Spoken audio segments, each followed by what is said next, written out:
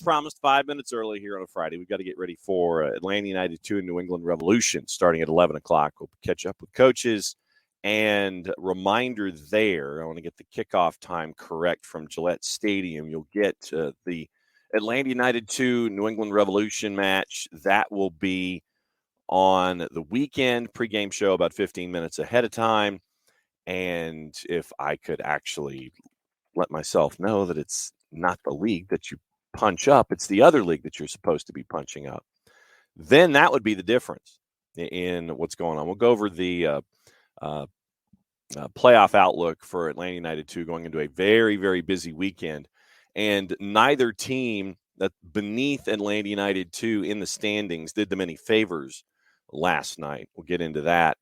But on Sunday, it is 7 o'clock, MLS Season Pass, kickoff show here on the SDH Network about 6:45. Atlanta United 2 on the road going up against New England Revolution. Last night, just to kind of get you into the swing of things when it comes to MLS Next Pro, could have used a lot of help, Morning Bam. And Niall, we will be getting into Moises Caicedo. Definitely be getting into that. News of the morning involving Harry Kane, Moises Caicedo, transfers, the beginning of the Prem. Hopefully we'll be able to catch up with our friends at Beyond Goals Mentoring, weather permitting, at 9:30, 10 o'clock and beyond until 11 o'clock. We'll get the weekend preview up and running, and it'll be question and answer session for those of you on the Twitch pitch that are with us live. It'll be questions about the Premier League specifically, and obviously this means the return of Prem and Proper starting next week. But I want MVPs. I want golden boots. I want to know who's going to win, who's going to disappoint, who's going to get relegated, those kinds of things. We'll get into that in the second hour of the show starting at 10 o'clock. Last night, MLS Next Pro, yep, it was. Netherlands goal in the loss to Spain. Definitely a cracker. And we'll get into Women's World Cup as well. We know half of the equations for the semis after what happened late last night and this morning. Took a little while for the first match to figure itself out. There were issues with VAR. Once again, we'll get into that in a bit. But Chicago Fire knocked off FC Cincinnati at Northern Kentucky 5-1. NYCFC 2 beat Inter Miami CF, who's at the bottom of the Eastern Conference standings, 5-0. So apparently 5 was the magic number last night in the Eastern Conference. And right now, Atlanta United 2 is trying to chase after the 7 spot. Top 7 teams make it into the postseason in MLS Next Pro. And the win by the Chicago Fire last night put them into the 7 spot. Atlanta United 2, 6 matches to go, and they are 6 points out. 6 points out, 6 matches to go. They need a big result this weekend going up against the number 2 team in the Eastern Conference in the Revs. Teams have played before this season, and you'll remember Esmir Bayraktarovic, who has been making waves in the Leagues Cup for the Revolution. He was part of the effort that was with the Revs when they played Atlanta United 2 earlier this year at the Fraction. Yeah, relegation Liverpool. Of course, Bam goes that way. Back in March, first match of the regular season, Revs beat Atlanta United 2 by the score of 3-2. Like I said, that was back in March, and that was the other time that these two teams have played. They're going to be playing 7 o'clock on Sunday night. You'll get that on the SDH Network, 6:45 on your pregame. But, Revs and Atlanta United 2. Big match for Atlanta United 2 to follow up what happened in the midweek with the 3-1 win over Crown Legacy. And we will see what is going on with the twos. So that's that is what that's what you're hunting for. Greg Garza, we get to catch up with Greg coming up at 9:30. He's finishing up a mentoring session. Hopefully it is a dry mentoring session.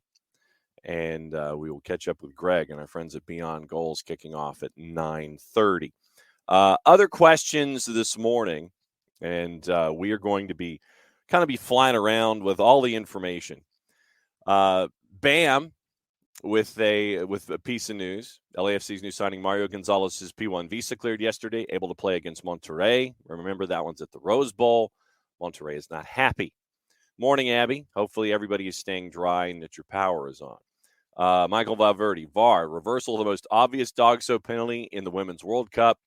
I mean, VAR had bad night.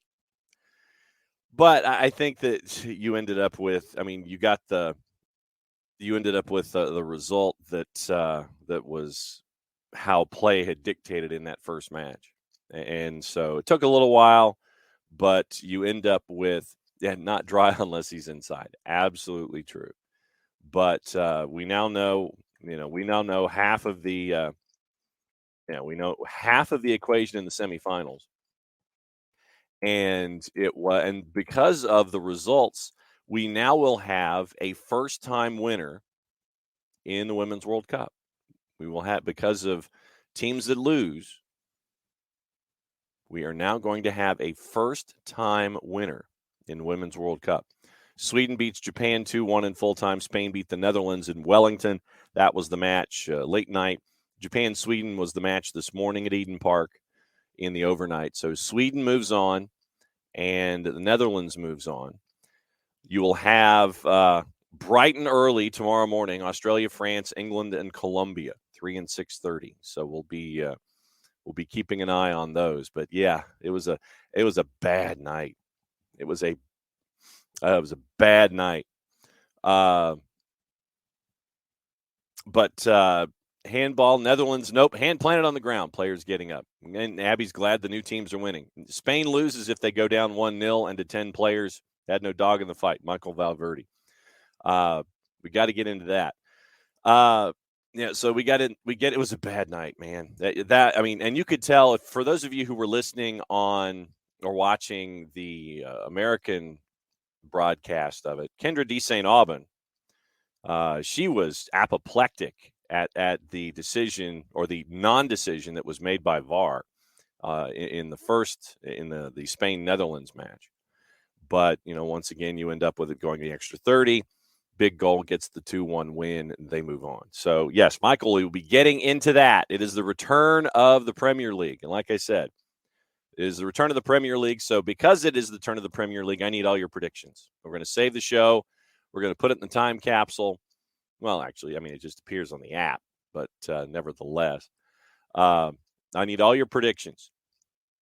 Who's going to win? Who's not going to win? Golden Boot. Surprise performer. Who's going to get relegated? My early thought's going to be Wolves because of what we've been seeing so far. Julian Lopetegui out, Gary O'Neill in. O'Neill admitting in an interview it's not ideal to be coming in. Yes, Abby, Golden Boot, Nicholas Firmino, absolutely. He's got 1 goal now up on Jack Lynn, 13-12 in MLS Next Pro. Sorry, this is what happens when your mother is an English major. I need to work on my modifiers. Morning, Alex. Premier League, colon. Who's going to win? Who's Golden Boot? Give me a surprise. Give me an underdog. Who's going to surprise? And who's getting relegated? So, yes, the Golden Boot's going to be Harry Kane, Bam. Absolutely. In the Bundesliga, perhaps. Michael Head says the City's going to win again. Chelsea finishes 6th. And so keep those predictions coming in. We'll talk about them after the mentoring that Greg Garza will bring to the table at 9:30. We'll talk about Premier League and all this kind of stuff in hour number 2. We do have a couple of other things to get into. And we've got to get into what Tom Bogert is discussing when it comes to players and entries. We got your juice boxes for the weekend we've got to get into, your viewing that you got to get into for the weekend. Taxi Funtas has had the contract torn up and put in the shredder for DC United. So Taxi Funtas is out of Major League Soccer. There was a moment, or a series of moments, I guess, in USL Championship. And I want to get into this, and probably end up doing it here in the first half hour, considering it happened on Wednesday night in the action in USL Championship. But we had a moment, and it was after a series of events in the Charleston-Louisville City match. And I don't know how many of you had the chance to see this particular score and know that it was a 1-1 draw, and one coach wasn't happy about it, meaning Ben Pierman of the Charleston Battery, and he responded in a way. And then on Soccer City Radio in Louisville on Thursday, Danny Cruz responded in kind.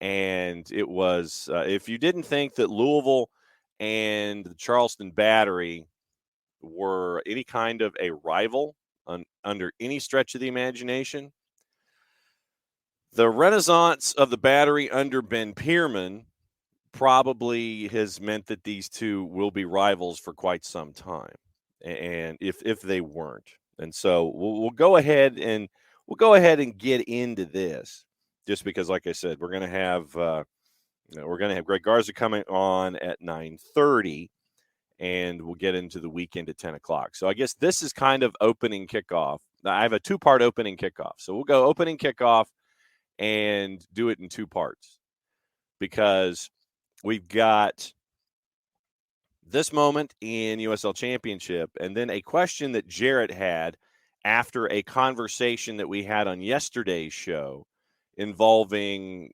Neymar and a possible landing spot, because now we have, for those of you that believe in certain locations, when you get your information, that we might have a location for him already.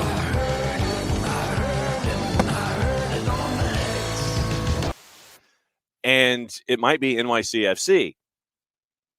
So we'll keep an eye on that. But it's a spin-off of that thought, regardless as to how many folks are saying that this is a probability, possibility. Sure, it's going to happen. No, it's not.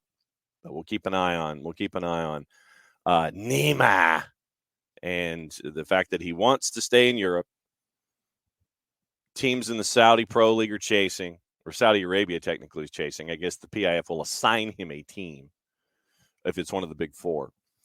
And there's discussions of NYCFC for him, so we'll see what happens. But it's a spinoff of that. We'll get into that coming up in just a little bit. All right, so the other moment for opening kickoff, and once again, opening kickoff is brought to us by our friends at Kickoff Coffee, kickoffcoffeeco.com. There's your QR code for those of you who are watching on SDH social medias. You can catch us on Twitch Live. You can catch us on Facebook. And you can catch us on the Twitters at Soccer Down here on all of those. But that is the QR code from our friends at Kickoff Coffee, kickoffcoffeeco.com. Don't forget to use the code Soccer Down here 15. And thanks to everybody who has so far. And you get 15% off. Use the code Soccer Down here 15. They, in turn, take 10% reinvested into youth initiatives, and the youth gain very, very cool stuff from our friends at Kickoff Coffee and kickoffcoffeeco.com. Wednesday night in USL Championship, you had Lynn family, and it was a bit of a monsoon at times, if you've seen the highlights or anything like that. The highlights that were cut for the USL on YouTube video channel do not do the end of the match justice. 1-1, two teams, the top, Lou City is trying to chase to get back toward the top of the standings in the East. It's been the three teams up top. It's been Pittsburgh. It has been Charleston. It has been Tampa Bay. And they've been going at each other hammer and tong for pretty much a lot of the season so far when it comes to the USL Championship. And you can catch our weekly review preview when it's posted here on the network earlier in the week. Pittsburgh, Charleston, Tampa Bay. Pittsburgh right now and Charleston are tied with matches played at 24. Pittsburgh has a 4-point lead, 44-40. Then you start to get that second group that's trying to get a home playoff game. Tampa, Lou City, Memphis 901. Memphis 901 and Tampa each have two matches in hand on Pittsburgh and Charleston. They could make up some ground. Tampa right now is third at 38. Lou City is at 36. Memphis 901's at 34. So you got 1 and 2, you got 3, 4, and 5, and then you got folks that are trying to get into the playoffs at 6, 7, and 8. Middle of the week, Charleston goes to Louisville. And here is what happened at the end of the match. Game's tied at 1. You're north of the 92nd minute. You're in the 93rd minute. There was only supposed to be 2 minutes of stoppage time added, but it kept going. Here's what happened at the end, courtesy of our friends at the USL Championship and ESPN+. Corner kick coming. We played past that minimum 2 minutes. It was a corner kick that allowed Garza to break free after the second ball was won by Charleston. Everybody will come up here. In your final few seconds will be had inside of the mixer. Here off of the corner from Robbie Crawford.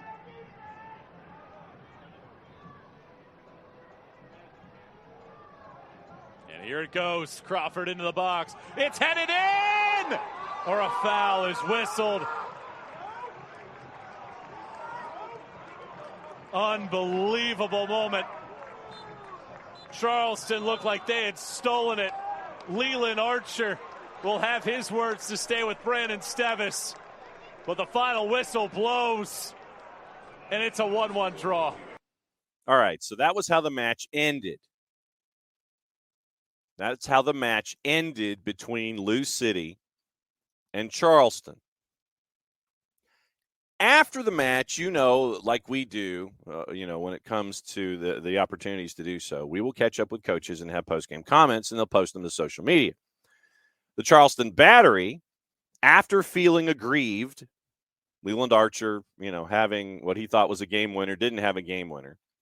Feeling aggrieved, Charleston Battery, as you do, you catch up with your head coach. Here's Ben Pierman's response to what happened at the end of the match, courtesy of the Battery, their own selves in the USL Championship. Yeah, the last play was the last play. Obviously, it's not a foul. No one in the world thought it was a foul. When you're the champions and you go 7 times in a row and you got the best stadium and all this, the league's going to make sure in these things. So it's fine. Refs make mistakes just like the rest of us. It's probably more frustrating that when you think about Indy 11 and Miami and now this 3 games in out of 4 on the road where we tie, when we're going to get a letter from the league saying, yeah, they messed up and you should have won. That's 6 points, but that happens. That's football. I'm sure at some point we're going to get a call or have gotten a call. We just feel a little hard done right now, but that's football. It's not the end of the world. It's just frustrating because I didn't think we were playing that well, and then we totally turned it and the aggression was there and our tails were up to go for the 3 points. Yeah, the last. Okay, so that is Ben Pierman's response. Having discussions about Lou City and favorites and things like that. So, in response to Ben Pierman's post-match comments, obviously Lou City responded in kind as well on social media. Danny Cruz was on Soccer City Radio, and this will earn us our explicit rating for the day. So remember Ben Pierman's comments about Mom Likes You Best. Here's what Danny Cruz said in response on Soccer City Radio. Chatting with Danny Cruz, Louisville City's head coach here on Soccer City, ahead of a quick turnaround for his team. They take on Rio Grande Valley on Saturday night at Lynn Family Stadium. Let's turn to last night, though, Danny. A good result for your team, I think, ultimately, against a quality team, the Charleston Battery, in a 1-1 tie last night, though you did have a goal lead, and Charleston had to come from behind to tie the game.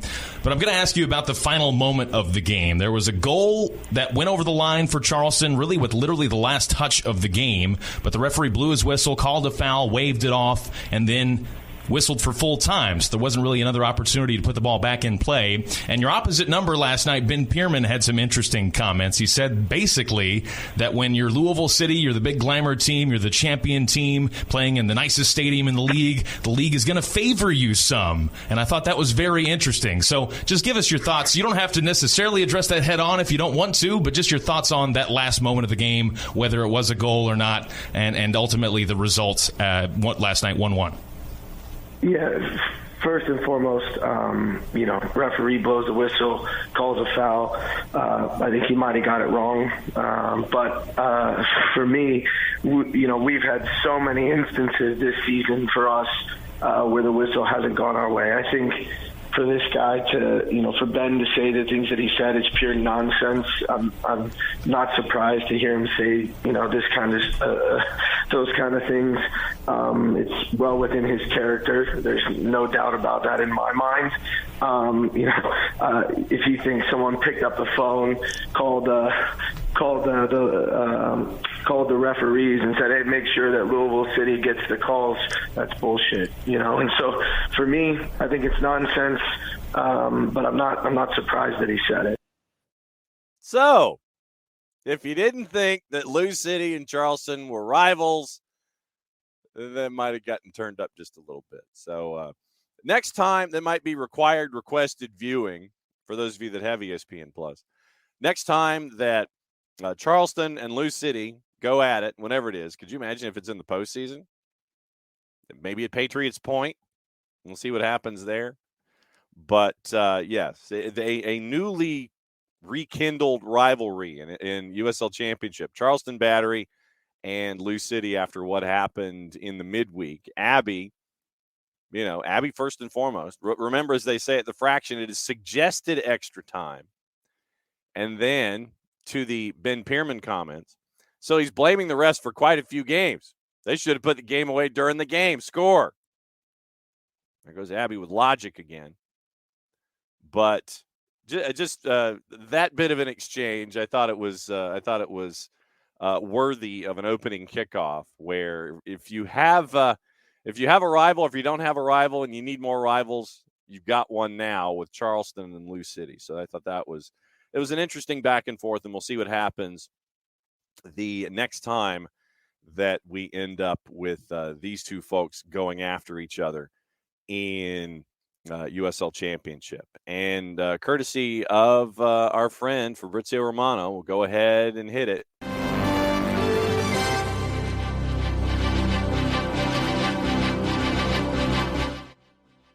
Harry Kane to FC Bayern, here we go.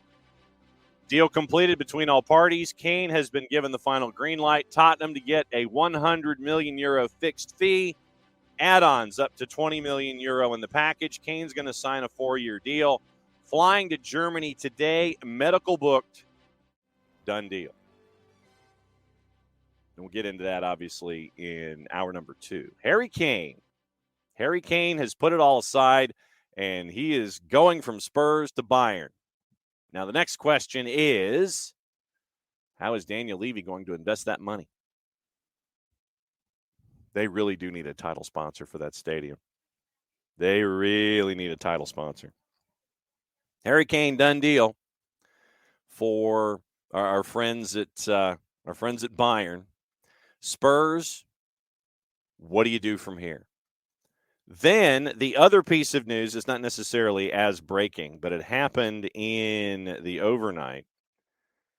I mentioned gazumping, folks. And we might not be done. Moises Caicedo, and this is from our friends at Sky. Moises Caicedo has told Brighton he wants to join Chelsea, despite Liverpool making the British record £111 million bid. Caicedo was expected to travel to Liverpool on Friday, and this has happened in the last 20 minutes with the byline. Caicedo was expected to travel to Liverpool on Friday after a fee understood to be worth £111 million agreed to between the Reds and Brighton. Chelsea have been pursuing the midfielder all summer, prepared to pay $100 million. Remember when Manchester United passed on like 10% of this? Brighton signed Moises Caicedo for £4.5 million back in 2021. Chelsea pursuing Moises Caicedo. I want to go to Chelsea. Liverpool's prepared to pay 10% more. Do we rub our chins collectively here and wonder what's going to happen? Caicedo has apparently rejected the chance to join Liverpool. Liverpool's offer was accepted by Brighton after the midnight deadline for bids was set by Brighton. Understood Chelsea were prepared to go to 100. Liverpool goes to 111 because it's one more than 110. Caicedo remains in London, has made it clear he only wants to leave Brighton for Chelsea. Chelsea are yet to have offered a new improved bid. Roberto De Zerbi, on the eve of the beginning of the Premier League. Quote, I've already forgotten about Moises. I'm really proud of the players we have in the squad. Bigger clubs can buy our players, but they can't buy our soul or spirit. Liverpool formally submitted their proposal late on Thursday night after Caicedo seemingly indicated his willingness to move to Anfield. Jurgen Klopp, quote, the fee with the club is agreed. We will see what that means. We aren't a club with endless resources. We didn't expect a couple of things to happen this summer. Then it happened. Didn't he say, meaning Klopp a long time ago, that they didn't have the kind of money to chase after players like that? And the teams that did, and I'm paraphrasing, basically need to be held accountable for doing things like that. We're not like them. Remember when Klopp was like that? We're not like them until we're like them. Liverpool were locked into discussions with Brighton to ascertain all of the financial parameters. This is Sky's wording. All the financial parameters of doing a deal in case Chelsea couldn't or wouldn't reach an agreement. Liverpool were informed just after midnight, so it's like 7 p.m. our time last night, that they were indeed the highest bidders. Chelsea have not thrown in the towel, according to Melissa Reddy, but it'll take a lot to sway the deal. Offering the player improved personal terms, they would need Caicedo, this is once again Melissa Reddy, they would need Caicedo to be obstructive and insist he only wants the move to Stamford Bridge. Sounds like he's being obstructive. Chelsea would also need to convince Brighton to renege on the deadline and eclipse Liverpool's offer, having missed it. Brighton wanted a speedy resolution to prevent disruption to the start of the season.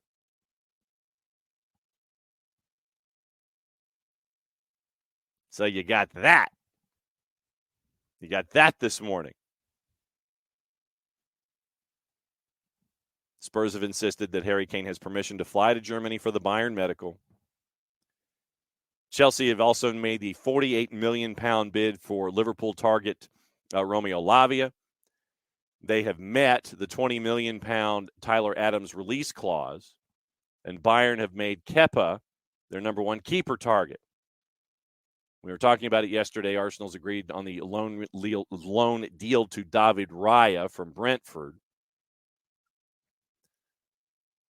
So you have all of this stuff. And we've got Premier League later today.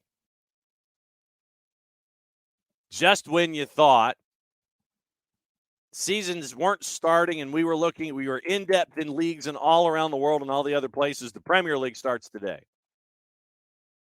As Michael Head has told us, happy Premier League Day for those who celebrate. There's a lot of us who do. Championship, League One, League Two, they're already underway. Already causing angst and anger in a bunch of different places. But it is the Vincent Kompany Bowl at 3 o'clock, and it is on USA. Manchester City at Turf Moor is almost a minus 300. Burnley is north of 800. Your draw is a plus 450. Tomorrow you've got 6 matches. You've got 2 on Sunday. And then Monday night football with Manchester City and Wolves. Manchester United and Wolves. So we'll see what happens there. But that's what happens when you have leagues from all around the planet that are getting things squared away. It is 9:30-ish, and as incredibly punctual as humanly possible, the man is right on top of everything. He's getting properly hydrated in the green room. He's making sure that everything is the way that it should be before he dials things up here with us, as he always does. From our friends from Beyond Goals Mentoring, you know what that means. It is time for the Friday Free Kick. We get to catch up with Greg Garza after this open, which was created by Jason.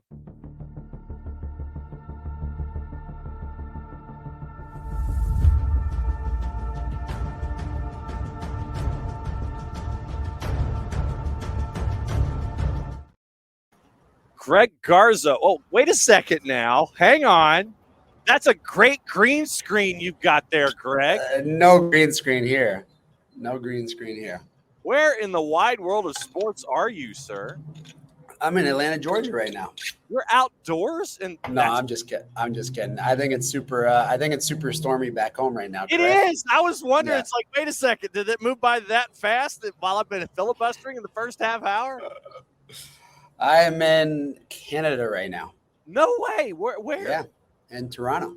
So why are you in the T-Dot? What's going on in the Golden Horse? This is where my girlfriend lives. Wow. Yeah. Mazel tov.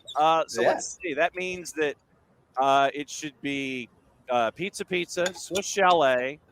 You got it. Some poutine. Oh, that's where it's at. Got to get the poutine. Yeah. Absolutely true. And make sure that they continue to be frustrated about their sports teams, Toronto FC and the Maple Leafs. The only thing they've got going on for them right now are the Argos, and they had their quarterback. Yes, I know. And the Jays, you got the Jays. I don't know how the Jays are doing. I don't either. I'm not a baseball guy that much anymore. Yeah. Give me minor league stuff, and it's all good. Yeah. But you're multitasking. I mean, you're up there in the Golden Horseshoe, and you are in a place that is far better meteorologically than it is here. I mean, that is. It is currently 68 degrees right now. Well, hang on. Let's see if we can convert it quickly. So cut it in half. 68 degrees. Cut it in half and divide it by 2. Okay, so 34, 17. So 17. It is 17 degrees where Greg Garza is right now. I'm surprised you knew that. Cut it in half, divided by 2. There you go. Well, and I will say that it's because of the years that I spent as a U.S. correspondent for one of the networks up there. Okay. And so literally I would be going up there to Toronto onto King Street in the studio and hanging out there and going to Gretzky's Steakhouse on my way to Sky Dome and all that kind of stuff. So no, I know exactly too many times about what it's like to try to convert from Celsius to Fahrenheit and loving the value of the American dollar versus the Canadian dollar when it comes to shopping. That is very true. You were finishing up a mentoring session before you came on with us, and mentoring never stops, does it? I mean, as a mentor, you've got to be on call almost 24/7, 365, don't you? I honestly tell parents. I had a call with a parent, I believe like a discovery call yesterday, and I told them that I'm available 24/7. And the dad was like, "What do you mean you're available 24/7?" And I'm like, I'm available 24/7. I mean, sometimes I have to mentor a kid at 9 p.m. Pacific time, and that's midnight for me, right? And I'll still do that session even if it's at midnight for me, because that's, most kids probably finish up their training sessions at around that time, and I have to be available for those people. So I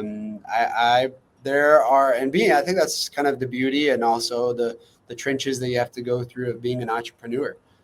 You're probably working sometimes 18, 19-hour days. And that's, if you truly want to be successful at something, you got to always be ready for every encounter and every day that you have, and kind of have that obsessive mentality. I love Arnold Schwarzenegger, what we talked about, always having the mindset of moving forward and keeping the mind busy. I think that's like the very first line of like his documentary is, "What is depression? Depression does not exist. If you keep your mind busy all day," you got to say it. You got to do it, man. What is depression? You have to keep your mind busy all day, Greg Garza. That is how we do things here. Exactly. No such thing as depression. Yeah, and that's kind of how we are as mentors. You keep my mind busy. If I have 20 minutes during my day, then those 20 minutes probably are taking a power nap or going to the gym, one or the other. Yeah, because you have to keep your mind and your body in tune with each other. You have to make sure that everything is this finely tuned machine, no matter if you have to deal with things north of the border, south of the border, wherever the border is, you have to make sure that every part of the machine is the way it's supposed to be, yeah? Exactly that. When you said you had a discovery call, I think this is the first time that we've gone into the process of trying to figure out a path for a mentee. When you go on this path, when you make those first steps and someone wants to be, or a family wants to have their young athlete, mentored by you and Michael and Beyond Goals and everyone else that's attached to it. When you have a discovery call, what goes into that? Man, that's the discovery call is just to see if it's going to be a right fit for that kid. Sometimes it's speaking with the kid. Most of the times it's just speaking with the parents. Obviously it's an investment that they're making, right? And so it's just wanting to make sure that they're making the right decision. And I think for me, I'm usually okay with it as long as it's not the parent talking to me for an hour about their player. I guess I should probably be much better at that, and cutting it sometimes short, because sometimes you can get on the phone with the parent and they'll talk for an hour and a half about their frustrations with their kid or whatever it is, and sometimes you might not ever hear from that person ever again after kind of telling you their frustrations of what goes on. But usually it's just to kind of get a better idea of how we can serve their kid and how we can serve them as a family, and hopefully kind of just getting them on board with obviously making the investment of having us in their corner and serving their young athlete the best way possible. When you have discussions past discovery call and you're in the full mentoring process, and I asked Michael this question and he admitted that it was a hard one to kind of think about off the top. Is there a question or questions that you wish you were asked more, or asked period, that you've never been asked in your mentoring process? Something that probably needs to be addressed from a larger spectrum or a larger stage, but it's a question that you never get asked about a topic that really does need to be addressed. I think it might have been me that you asked this. Yeah. Man, I think it was really hard for me to answer that as well, because I think I may have answered you. I don't remember what I said. I think I may have said just maybe just preparation, and I think more so of just kids understanding their responsibilities, and maybe this I wish I was asked more how to compartmentalize different situations throughout your day, because I feel like the more kids can understand routine and preparation, the better they can kind of plan their days. But I love being. I would say my favorite questions are always how to deal with bouts of confidence, how to deal with when things aren't going so well, how to deal with failure, how to deal with because I feel like throughout my career and throughout things that I went through personally, I feel like I've dealt with a lot of failure. I feel like I've dealt with a lot of rejection. I feel like I've dealt with a lot of adversity. And I think I kind of use that whenever I speak motivationally to, whether it's middle schools or Title I schools within Atlanta, just trying to embrace every single moment. And I would say those are probably my favorite questions. Maybe I wish I was asked more of those questions. But that give a great answer right now to that question is that, the kid that I just spoke to that's exactly what we just talked about. The kid is moving here in a little bit. He's going to move away from his parents, move away from his girlfriend, and just feeling a certain level of insecurity and uncertainty with the decision that he's making on moving away. And, I think I don't know if I was talking to you the other day, but I use the example of I was watching the Dodgers. I think I was talking to you the other day about it. You're talking to the Angels fan about the Dodgers, Greg. Yeah. And it was an interview, and they were interviewing Mookie Betts. Yeah. And did we not talk about it the other day? I don't know. This is first time I've heard. This is new. Okay, yeah. They were interviewing Mookie Betts, and the guy's like on 30 homers for the year, and he hadn't hit a homer within like the last 8 games. And it was just like this guy had a certain level of insecurity and like self-doubt. Yeah. And you're talking with a guy who is a future Hall of Famer, for sure, a future Hall of Famer.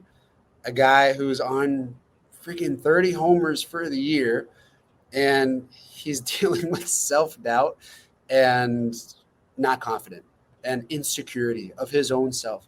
And he's admitting it on national television. And the guy who was interviewing, I think the broadcaster was just like, what the hell, man, right? I'm talking to Mookie Betts here, a guy who's a future Hall of Famer and someone who is dealing with self-doubt and insecurity and uncertainty of how he's batting on 30 homers for the year because he hasn't hit a homer within the last 7 games. And it's just so interesting to me that sometimes guys who are at their best, sometimes guys who are the best at what they do. This guy's an amazing baseball player, and he still deals with uncertainty and insecurity and self-doubt. And that's exactly what I told this kid about, right? There are always going to be moments in life, even when you are at your best. And I think Parkey always used a great example of Joseph Martinez when he was about to break the record in 2018 for most goals scored. And there were moments where Parkey would let him score in training because you could just see this guy's confidence break down within the middle of training. And Parkey would let him score because see a guy even at his highest that still deals with levels of insecurity and uncertainty. And I think it's so interesting to me that, and I think it's a good lesson learned, and it's a good lesson to be valued, especially for that kid that I was speaking to this morning, that it's okay.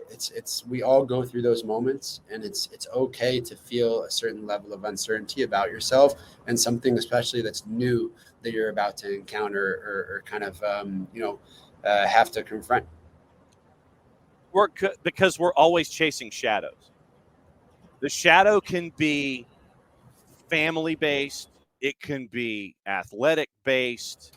It can be performance-based. There's always that shadow that we're chasing. Something from our past is always triggering the storm cloud.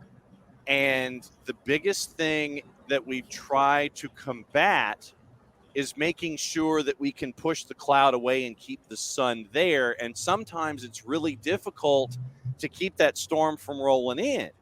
And those shadows are what controls guys like Mookie Betts, the idea of chasing perfection in quotation marks, because they always say, what is it? Practice doesn't make perfect. Perfect practice makes perfect. But we never get there. And for athletes or for business folks or whomever that are always chasing what they think the top is, those shadows are always going to be there. And I think it's only been recently where we can be okay in sharing that kind of information. I think it's a generational thing where folks of a certain age, you're supposed to suck it up. You're supposed to just sit there and take it and chase after it. And, you're buck it up, buttercup, persevere, and all those kinds of things. But I think we've had this sea change where to say it's okay not to be okay and let folks in on what's going on as you're chasing all these shadows. Yeah, I'm a pretty religious cat, and I, loved having our Bible studies and speaking to our chaplain while playing every club that I played at. And one thing that I always saw as a common denominator and as a constant is that when you go through Bible readings or when you go through, the Bible itself, and I know you never argue about religion or politics, right? But I love using this example, and it's just when you go through the Bible, that every reading and every chapter has some sort of trial and tribulation. Everything that you read within, even from before time, and these writings that are written by people from, way back when, there's always trials and tribulations that you have to go through. And whether they are valuable lessons that you learn, whether they are things that you don't get through, or whether they are anybody who believes in something. And I always use religion because it just gives you something to believe in. Some of the best friends that I had within my career are Muslim, and some of the best friends that I had within my career are Jewish, or they read other things, or they believe in other things. And all of these things that we believe in have certain levels of trials that you have to get through, certain levels of tribulations in the trenches of going through something to get to the other side. And that is like the beauty that I think is able to kind of be learned, and the lessons that you can learn from those things is that every day is a new day, to where you don't know what is going to happen. There's going to be maybe some lesson that you have to learn, whether it be a really cool one that you have to go through, or whether it be a really crappy thing that you have to go through. There's going to be some lesson learned. And I don't know if I feel like I'm always mentoring, and I feel like I always see different things, but I always use this example of like the growth mindset. It's such a good way that kids don't realize that even in elementary school and middle school, and we didn't have growth mindset whenever we were in school. We didn't have growth mindset whenever we were in elementary school and middle school. And nowadays it's so popular, growth mindset versus fixed mindset. And, I always use this example as I was listening to a podcast or some motivational video, and it was just talking about, in elementary school, or you're in 5th grade, or you're in middle school, and you wake up every day and you're like, oh my God, it's going to be the same day again. Or you wake up, oh my God, I'm going to have to do homework, or I'm going to have a pop quiz, or whatever it is. But when you wake up, and let's say a day before, and you have this awesome field trip, and you're going to go to DC, or you're going to have this awesome field trip, and you're going to go to a museum, or you're going to go do whatever the heck you're going to go do. What do you feel that night before? What are your emotions like that day you wake up when you have a field trip? And it's like, you're super excited because you're going to learn something that's unknown. You're going to learn something that's might be something that teaches you or helps you with your own wealth of knowledge, or help you gain more wisdom, or help you encounter something new. And this guy was like, well, why can't you have this mindset that every day is going to be something unknown? Every day is going to be something that teaches you something new. Every day is going to be a field trip. And if you have your mindset, your kind of growth mindset into that, then you're going to have some pretty wicked days. You're going to have a better way of thinking about what you're going to encounter. And it's going to help you kind of always, like Arnold Schwarzenegger says, move forward. Move forward. Yeah. Have to move forward, Greg. That is what you do. Exactly. All right. So since you've opened this door, let me go ahead and walk through it. Since you're, by your own admission, you're kind of you're a religious cat. What is a favorite verse of yours that is below the radar? We all know the ones that get quoted sometimes when I'm doing a post-game interview or something like that. Discussing things about the man and all things that strengthens me and all those kinds of things. Give me one of your favorite verses that's below the radar that maybe a lot of folks may not know about. But as a student of religion and Bible study, what's one that sticks with you that may not be known by a lot of others? I have Proverbs 21:31 tattooed on myself. I like that one. Does anybody know that one? Nope, go for it. What is it? Horse is made ready for the battle, but the victory belongs to the Lord. I like that one. Horse is made ready for the battle, but the victory belongs to the Lord. I feel like that one just always, it's like we are well prepared for every challenge that we have to overcome and face. But I feel like Messi is like a great example of that, right? It's like every celebration that he has, it's like that free kick that he had when the fireworks went off before even he shot it, because they already knew it was going to be a goal, because the script was already written, right? But it's like he was made ready for that free kick right there. This guy it was perfectly set up, right? The horse was made ready for that battle. But when he scored that free kick, man, it's like the victory belonged to, the man upstairs, and it's like the first thing that he does after every time scoring. That's why I used to love like watching Kaká, and I have Kaká's jersey from playing against him in Orlando. It's like that guy opened the pathway for so many people out there to believe in something, because his celebration was so unique and so valuable. Where all celebrations are, I love every celebration, but like the very first memory that I have of somebody pointing to the sky was Kaká.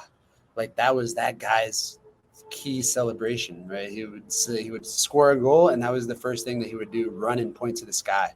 And that's like for me, being a teenager and kind of like starting to understand more of religion, because I think I went to church every Sunday as a kid, and I need to go much more now, even as an adult. But I didn't really start to understand the value of just what to believe in, and I think I respect all religions there, because I think ultimately, as long as you believe in something that pushes you forward and gives you something to kind of use for your benefit, then there's nothing wrong with that, right? It's like I'm a person who is very open-minded.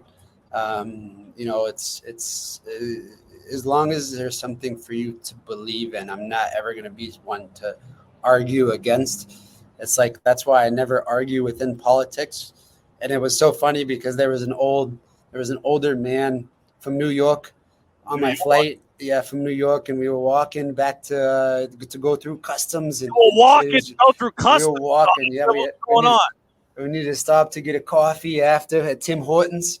Timbits, brother. See, Timbits, that's where you got to go, brother. You're out there. But it was just like he was. What did he? Oh, he was. He saw a tattoo. He was on the escalator going up with me, and he saw my tattoo. It said 1991. He said, "Was that the year you were born?" And I said, "Yes, sir." And he said, I like that idea. That's a good tattoo. He said, I don't like these ones that have something to deal with politics. And I was just like, yeah.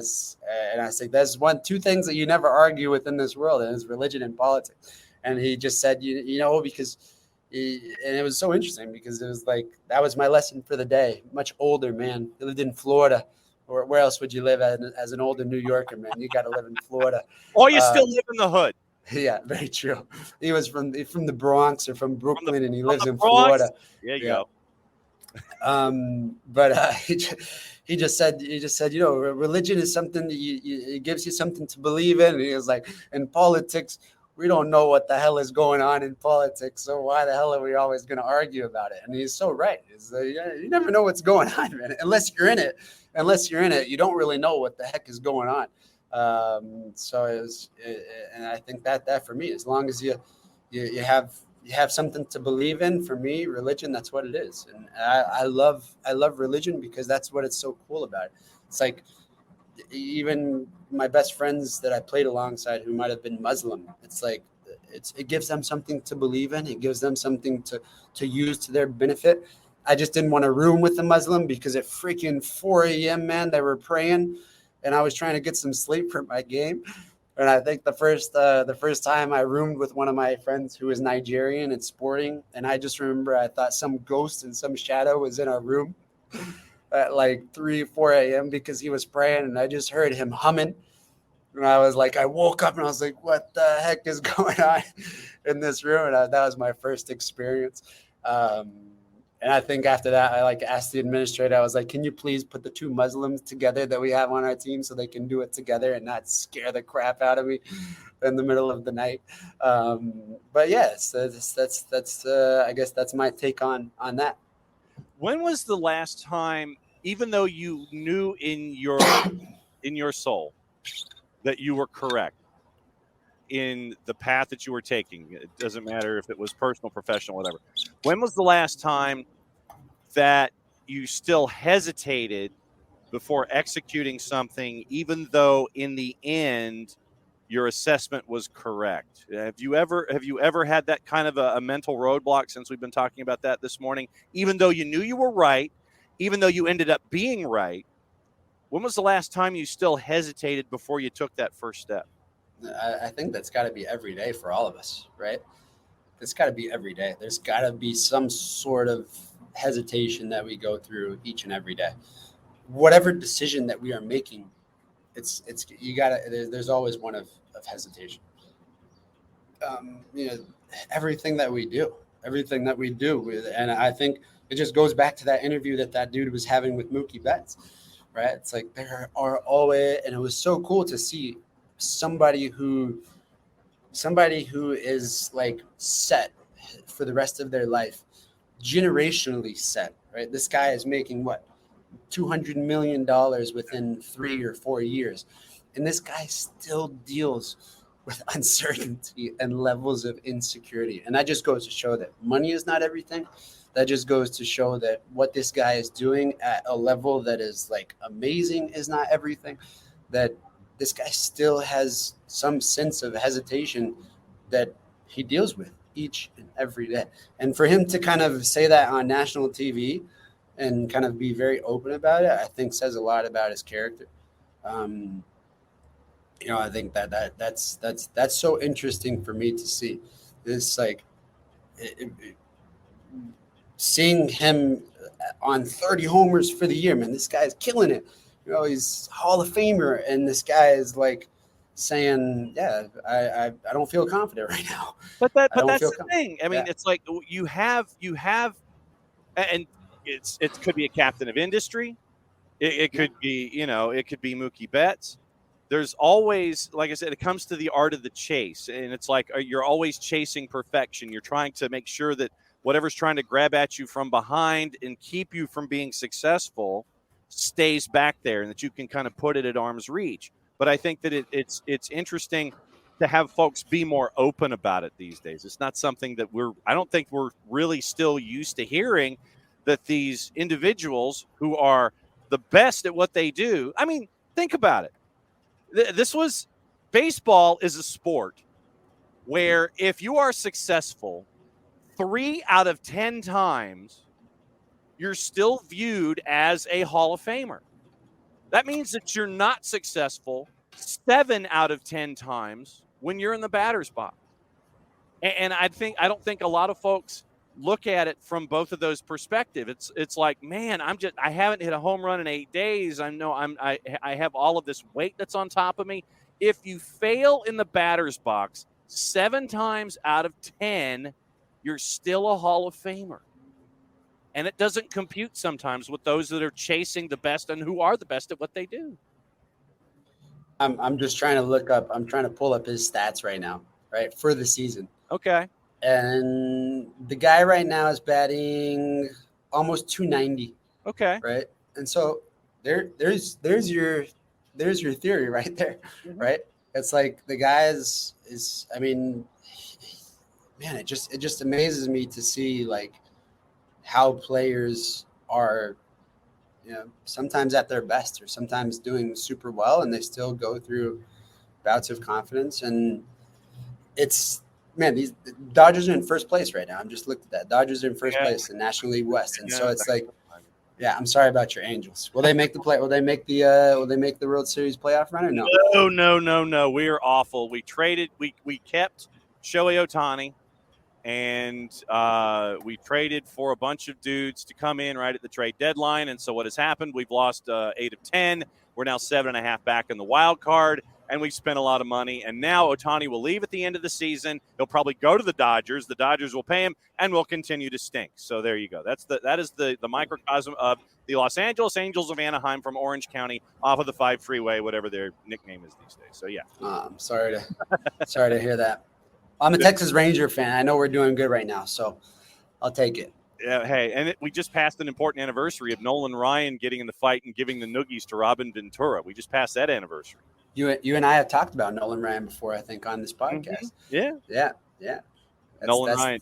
What a good documentary to watch, by the way. Mm-hmm. Great documentary, even though much older, but just to see, like, I think one thing for me, we had our first Beyond Academy, and I know we're running over time here. We had our first Beyond Academy meeting last night with the Academy. That was our first with the Atlanta United Academy. And, one thing that I said to every single player ending our conversation, I think probably stuck out to them the most. And after finishing it, I think that it stuck out to the team mom of the whole entire academy. Was that I said, boys, I just want you to realize that when you put on that crest, and this is something that was said to me, is when you put on that crest, it should be served as a privilege. You guys, there's so many kids out there that look up to you, even if you are 13 years old or if you are 12 years old. I told them, look, the jersey that you guys are wearing, the jersey that you guys get to wear, I just want to let you guys know that I put that star on that jersey for you guys. But my sons, my kids look up more to you guys than they do to me. The guy who put a star on the jersey that you guys get to wear each and every day, to be a part of that team that put that star on that jersey. But my own kids, they look up more to you guys at the academy than they do their own dad. And so I just told them that goes to show how much of a role model you guys are to kids out there. And so, I just told them, don't take that for granted. Use that to the best of your ability in regards of making the right decisions, because it's not only how good of a player you are on the field that got you there. It is a lot of personality and character traits and what you guys and how you conduct yourselves off the field as well. And that's you, when you wear that crest, every decision that you're making off the field as well should also be a big turn into that. No doubt about it. And don't ever worry about going to extra time. It doesn't matter how many minutes the fourth holds up on the light board. Don't ever worry about extra time. That's nowadays with the 11 minutes extra that you're getting, man, oh my gosh. Yep. Got to make sure that all of that what stuff. Was the Arsenal goal in the Community Shield? It was like 90 plus 11. Yeah. 90 plus 9. Yeah. It's so don't ever worry about extra time on this show. It doesn't matter how many minutes are held up. We can always go. That's the beauty of it all. All right, what's going on? What's going on with the Beyond Goals with you and Cap? Obviously, holding our first Beyond Academy session last night, which went absolutely fantastic and continuously growing. I think we've started to see it's so valuable for. We've also just made a few more small college deals that are awesome that we can be implemented within their program, which is really cool.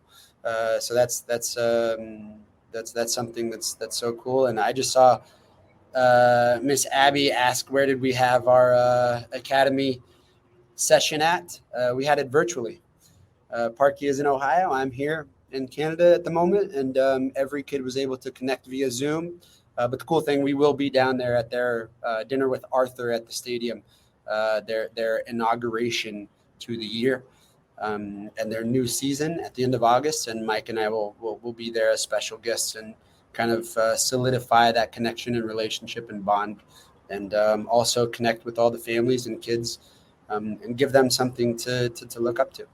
Awesome. And Abby also wanted to reiterate a big thank you to you and Mark for taking time to serve ice cream to the supporters when you got out the scoops to help folks out. I think I was asked last time how many cups of ice cream did I have, and I had only one ice cream that whole entire time. That was at the very end. Now, this is what amazes me is that what flavor do you think was the most asked flavor being there? And my kids love this flavor, and I don't even remember eating this flavor as a kid. What do you think it was? Well, I've gotten recently into birthday cake flavored ice cream. Okay, my kid had that for his birthday cake. For his birthday, Okay. he had birthday cake flavor. Okay. But no, that was not one of the options, and no, All it right. was not strawberry. All right. So which one was it? It was cookies and cream. Nothing wrong with that. Yeah, I don't even remember. It was chocolate, vanilla, or cookies and cream. Now, what did you? My go-to was chocolate when I was a kid. It's always chocolate. I don't even remember like seeing cookies and cream whenever I was a kid. It was probably just like chocolate, vanilla, or strawberry. And that's the thing is like my mom would get the Neapolitan brick. Okay. Yeah. And then you just go right across and you get all. Oh three. yeah. There you go. Yeah, for sure. I'm down with that. That's how it was for me growing up. But I gravitated to Rocky Road, Heavenly Hash, cookies and cream. But now I've just been getting the Jones for birthday cake. Yeah. For sure. Yeah. And I think I would go if I were to choose anything. I would just always go with the coffee ice cream. Okay. That's my go-to. If you ever go to Marble Slab, or you ever go to like wherever they kind of put it in, they kind of mix everything in. What Cold Stone coffee with Heath bar is my go-to. Okay. Coffee with Heath bar is such a good. What I have done at times, if I'm stuck with just vanilla, I will take Reese's peanut butter cups, ground them up, and put them in the vanilla ice cream. That's a good go-to as well. That's a good go-to. And so the caloric intake when I'm dealing with ice cream just goes kind of like this. It goes through the roof. But the one thing that gets me these days is that and Abby's a big fan of Butterfinger now, and I completely get that too. But when you buy ice cream these days, they say, X number of servings per container of ice cream. That is the biggest fallacy known to mankind. It is worth 2 3/4 bowls of ice cream when you get that standard brick these days. Oh yeah, it's 8 servings. No, it's like 2.5. What are you people doing? Very true. It's robbery. It's absolute robbery, and they're trying to sit there and hey, focus on the fact that you're enjoying the ice cream, not the fact that we're saying it's 8 servings and it's really 2 3/4. I'll give that to you. See, ice cream down here that comes on at like 3:30 in the morning on Thursdays, and that's when we get this. Don't even get me started with ice cream prices right now at the grocery store. No, so I'll leave you. I'll leave you to that. No doubt about it. Ben & Jerry's apparently makes a Reese's cup, and they also didn't have pineapple on pizza when Emilio was on. Except the Ben & Jerry's probably pot of ice cream that you get at the grocery store is like $16 right now. Exactly. All right. You're not wrong. At BG Mentoring, that's Greg Garza. He's going to continue to enjoy the 6, have his Timbits, go get his coffee at Tim Hortons, have pizza, have his poutine, go to Swiss Chalet for the buffet, and make sure I'm not a Timmy Hortons fan. I'm sorry to break it to you. Oh, wow. Okay. No. I can do Timbits, but I can't do their coffee. Okay. I'm a very gourmet coffee type of guy. That I know from the times that I've seen you drink coffee. So get out of here, enjoy time with the better half, and we'll catch up with you soon, my friend. See you guys. Thanks, guys. Greg Garza in Toronto. Yeah, well, all right. So Abby in ice cream down here, the best Carvel soft serve vanilla with colored sprinkles, and that's kind of where birthday cake is gravitating. I think sprinkles are by default colored. So I think you can just go ahead and, like Alex is saying, you can just call them sprinkles. Yes, Neapolitan, right there with you. Emilio, ice cream from the grocery store was chocolate, vanilla, strawberry from Breyers or Borden. Exactly. And that's what I would do is it'd be like Breyers, and you just take a scoop and you just go from one end to the other. You got your Neapolitan and you just throw it in the bowl. But these days when you buy, maybe it's because we're all bigger, maybe because we're adults as opposed to when we were kids. But now with ice cream, legitimately with ice cream, it is 2.5 or 2 3/4 bowls of ice cream when you buy that the brick that we bought growing up. It's like, oh yeah. Well, Abby, they do have Carvel. Abby says, I hear they have Carvel in the press box at the bin. So jealous I would get a press pass just to come in and get Carvel. The problem is, Abby, is that the Carvel ice cream machine does not work 100% of the time. It is a national tragedy when it does not work. Just look at Doug Robertson's Twitter feed, and he will tell you. Doug will tell you when the ice cream machine that has the Carvel is not working. It is a national tragedy. I mean, if Doug could bring a black golf shirt to wear, if he had it in his bag, and the Carvel ice cream machine would not be functioning, he would change into that black golf shirt if he brought it with him. But you will know on a game-by-game basis if the Carvel ice cream machine is working to its full and upright 100% capacity. All you've got to do is follow Doug on Twitter, and he will let you know about these kinds of things. Ricky says it's Brewster's, end of story. Problem is that Brewster's isn't readily accessible. You've got to drive to go to a Brewster's. Brewster's owner at the Benz. Their ice cream is not my favorite. Ricky, Pope level intel. I mean, seriously, just look at Doug's Twitter. You'll know when the Carvel machine's working and when it's not. That is the bottom line. You will know. You will know when it's working and when it's not. When it will turn into a national tragedy.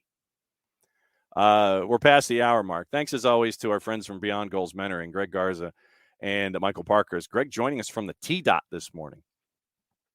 And, just before games, or maybe like morning of, Abby, and then, make sure that you turn it back off after the match is over and when you get the full time, because then he's reporting and doing things. But, morning of to the end of 90 minutes, if you're going to do that. So that's when you would monitor the ice cream feed of Doug Robertson of the AJC. It is that time, and it is, since we have passed the hour mark of the show, got about another 45 minutes with you. Then we're going to be catching up with Lewis Sharp with Atlanta United 2 over on our conference calls to get ready for Atlanta United and the Revolution on Sunday night. So, hard out at 11 o'clock. That's why we started 5 minutes early this morning.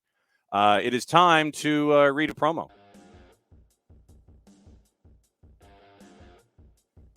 For odor-free, clean, fresh air, one place you need to go. It's the Lemonize service. QR code over my left shoulder for those of you who are watching on Twitch and on our social media platforms. For odor-free, clean, fresh air, a Lemonize service deodorizes enclosed spaces like houses, apartments, and condos. Lemonize has created a customized solution that eliminizes all organic odors, including those like pet cigarettes and food. Realtors and property managers use Lemonize to eliminate bad odors to help them sell or rent their homes that much faster. It's a turnkey process. Makes it easy to work with said realtors and property managers. Kind of the environment we like that these days. A very green way of going about things and getting rid of odors without any kind of toxic residue whatsoever. Different than Febreze or our other masking agents that you might have either under the sink or above you in the cupboard, because when you reach under the sink or above you in the cupboard to get out said masking agent and you spray said masking agent in the air, there's a reason they call it a masking agent. Just masks the odor. It does not attack the problem like our friends at a Lemonize service do with their proven scientific formula. Pricing very, very easy. Either by the cubic foot or parts per million to come up with a price that's affordable for you. Offering results in 24 hours or less. If you have any questions, frequently asked or otherwise, one place you need to go, it's the website. And that's why I have the QR code over my left shoulder. And that's just when I grab my pen. Website is lemonize.com, but do us a favor here at SDH. After the .com, go /Atlanta so they know what part of the world that you are addressing them from so they can help you with your problems. Make sure that you go lemonize.com /Atlanta, ELIMINIZE.com /Atlanta, lemonize.com /Atlanta. For odor-free, clean, fresh air, Lemonize service, proud sponsors of everything SDH on a Freestyle Friday as we wrap up yet another week and celebrate the beginning of the European football season as we go. Now, I've been asking, and I will continue to ask, about your extremes for the season.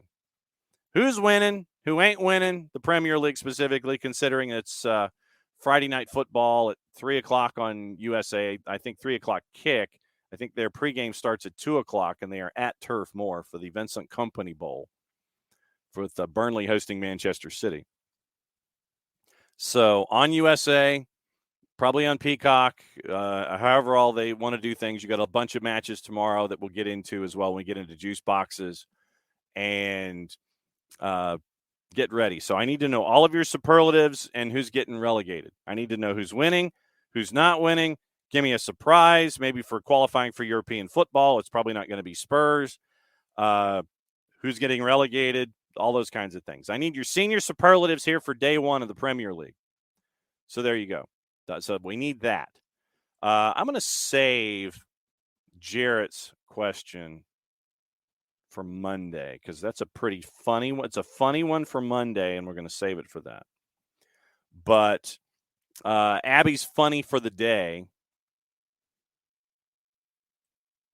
Took the hubby's car to get the oil change and get some stuff done. He was coming to pick me up, meaning the husband picking Abby up.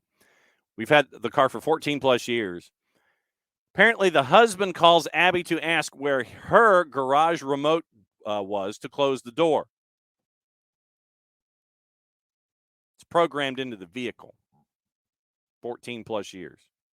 You know, when you hit the button, like on the rearview mirror, you sit there, you hit the button, and it triggers, and it's attached to the frequency of the garage door, and everything works and all of that. Apparently, this was the first time that those combination of events was happening in the Abster household, with husband driving car and needing to do something with the garage door. Apparently, in 14 plus years of having that automobile, this is the first time that those events have combined in the Abster household to request and wonder where the remote was. So the remote was near the reading light above the okay. So with you, it's near the reading light above the rearview mirror. In the cars that we have here at Office HD, it's on the rearview mirror itself. You push a button on the rearview mirror, and it's for me, it's on the underside of the rearview mirror. For the boss, it is on the rearview mirror face, and you just sit there. You punch a button, goes up, punch the same button, it goes down. Unless because of the humidity, the door expands, and it takes forever for it, and it'll get caught. And we sit there and we yell obscenities at a garage door because it doesn't want to close when it's a driving rainstorm and you're trying to make sure that everything closes and so you don't get wet. Abstermobile's a van, 14 years old. That's right, 329,000 miles. Strong, very, very strong. All right, so gossip, rumor, and innuendo, and things left unsaid. Once again, we got a lot of stuff to get into, all the leagues that are going on, and all of the gossip that is still attached to folks that are trying to get that last deal done before the deadline. Bayern manager Thomas Tuchel had made Harry Kane the number one target, and he said he was going to be stunned if he didn't move. So when Fabrizio Romano gives you a here we go, 4-year deal for Harry Kane at Bayern Munich. We mentioned the whole gazumping of Moises Caicedo by Chelsea and Liverpool. Liverpool comes in from lane 8, 10% increase on the money. Moises Caicedo says, I don't want to go to Liverpool. I want to go to Chelsea. So we'll see what happens there. Liverpool's offered 10% more than Chelsea has, but Moises Caicedo wants to go to Chelsea. So we'll see what happens. Spurs, and this was where Dylan Butler Estates, I think Abby is 27 for the new NYCFC stadium. I think it's 2027. I think they were going to miss the 26 World Cup, and it was going to be ready by 27. Spurs, and this is where Nick will be laughing. So if you hear laughing going on wherever you're listening, Spurs considering a shock move for Romelu Lukaku from Gazzetta dello Sport. And yes, that is laughter that you're hearing from Nick.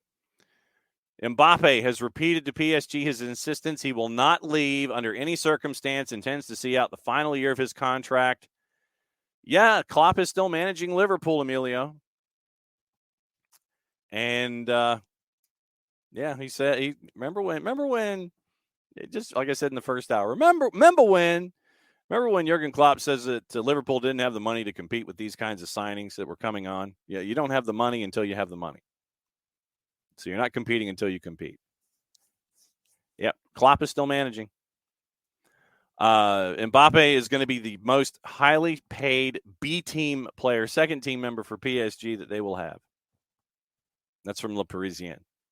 Chelsea are also interested in Marco Verratti, who is also not a part of Luis Enrique's plans. They've triggered the $20 million release clause. We talked about this briefly. They triggered the release clause in the contract of Tyler Adams from Leeds. Inter unwilling to meet Arsenal's valuation for Folair and Balogun. It was $50 million, and these are all in pounds unless otherwise notified. Balogun, and they've pulled out of talks over a deal for the striker. So Balogun's going to stay at Arsenal, at least for the moment. Napoli president Aurelio De Laurentiis says Victor Osimhen will be staying with the Serie A champs for the upcoming season. His release clause is an insane amount of money, and it would take an evenly insane amount of money to make sure that he would go. Everton have been told by Leeds, and this was part of what Tom Russo was getting into yesterday in the Twitch pitch. Everton have been told by Leeds Italian striker Wilfred Gnonto is not for sale and are now on the cusp of signing another 19-year-old Portuguese forward Youssef Chermiti from Sporting Lisbon. West Ham are waiting for a decision from England on defender Harry Maguire about whether he will join them. And this was in the overnight from the four-letter paper, but David Moyes confirmed about an hour and 15 minutes ago that West Ham have had an offer accepted. West Ham's boss also says Manchester City's bid for Lucas Paquetá isn't high enough. Paquetá wants the move. Quoting Moyes, we've had an offer from Manchester City, not anywhere near meeting our valuation. Real Madrid looking into a move for David De Gea, who's a free agent after leaving Manchester United, with Belgium stopper Thibaut Courtois set for a lengthy spell on the sidelines because of his ACL injury. Bayern have made an offer to sign Kepa from Chelsea in a deal which would see him move on loan with an option to buy. City are considering Stade Rennais and Belgium forward Jeremy Doku as a replacement for Riyad Mahrez, who has joined Al Ahly. Burnley have agreed to a £14 million deal to sign Aaron Ramsey from Aston Villa, who have added a buyback option to the deal. So you've got all of that fun stuff going on. And now, as of a half hour ago, we mentioned Tyler Adams. Sky understands the talks have broken down over the Adams proposed move from Leeds to Chelsea after the parties unable to reach an agreement. Remember, we just talked about how the release clause had been triggered. Tyler Adams is now expected to return to Leeds. He's got 4 years left on his deal. 8 minutes ago, we'll go ahead and continue to have fun with this. While we're having fun with it, we'll continue to have fun with it. Not that, though. You pot something down, then you don't turn it off. We're going to have fun with this.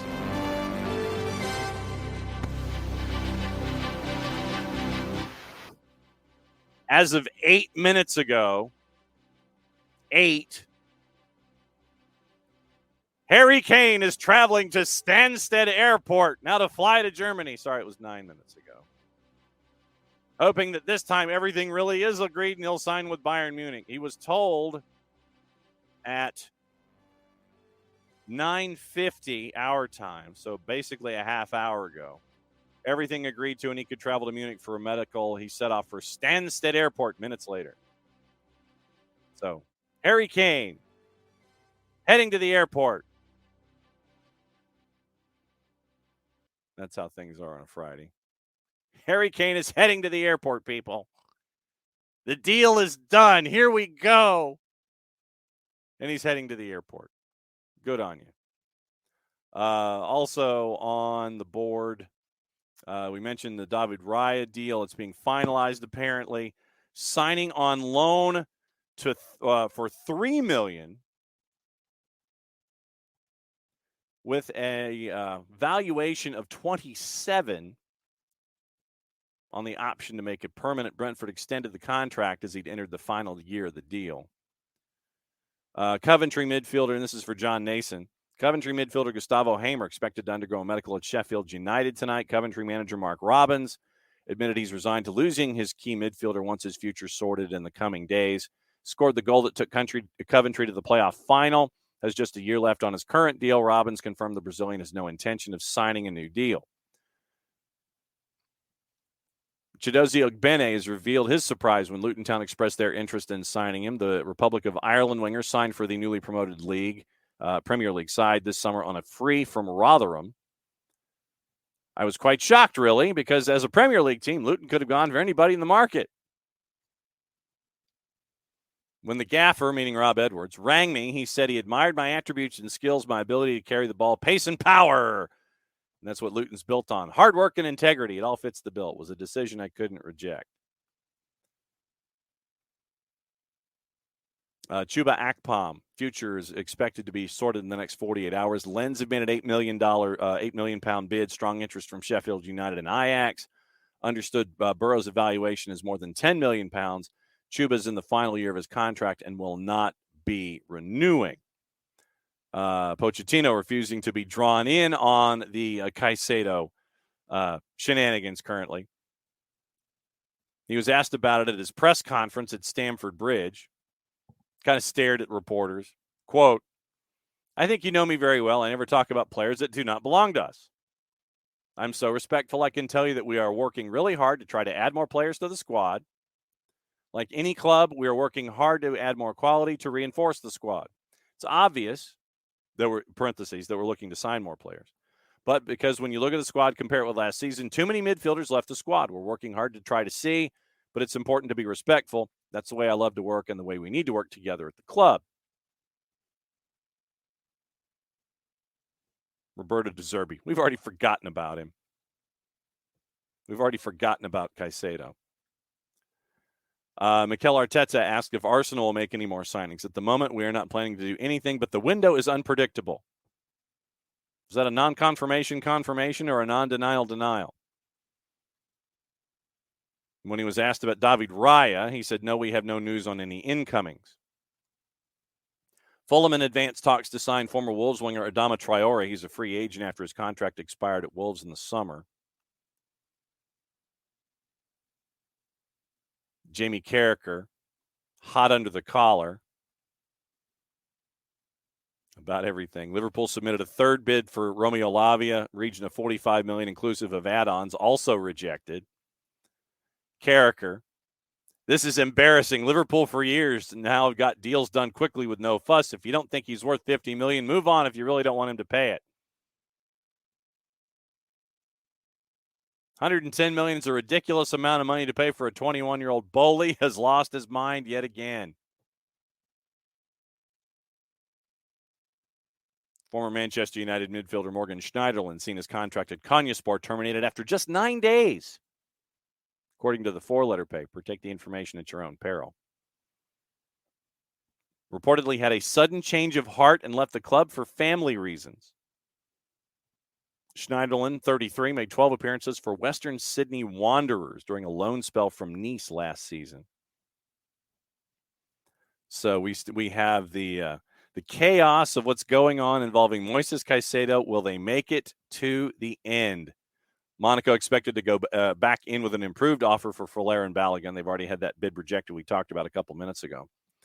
Inter Milan unlikely to pursue a deal. The £50 million valuation is prohibitive. And it's thought Coach Simone Inzaghi isn't 100% sure Balogun is the right profile player that he wants.